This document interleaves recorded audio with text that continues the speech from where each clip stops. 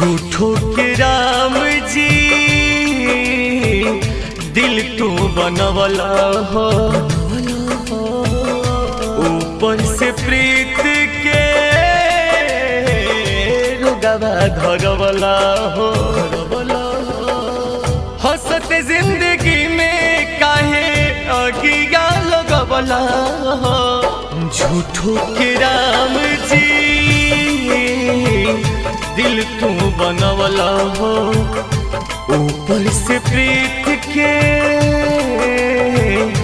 रुगवा धरवला हो।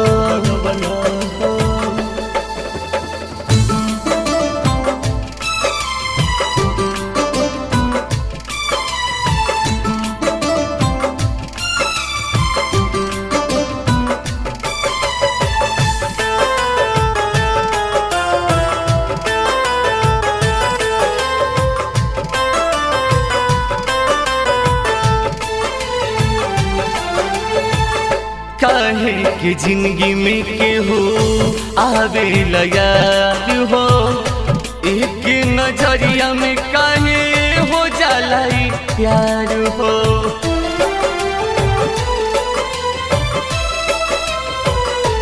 हाँ, काहे के जिंदगी में केहू आवे याद हो, एक नजरिया में काहे हो जाला प्यार हो। ऊपर से जुदाई के रीत है बनवला हो। झूठो के राम जी दिल तू बनवला हो।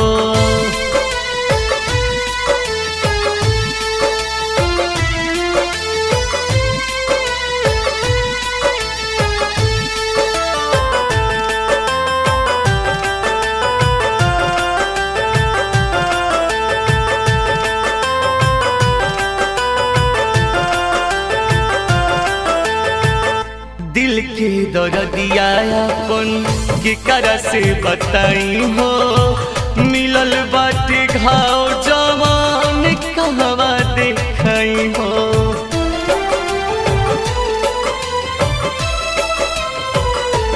हाँ, दिल के दर्दिया अपन के करा से बताई हो, मिलल बाटे घाव जवान के करा से दिखाई हो।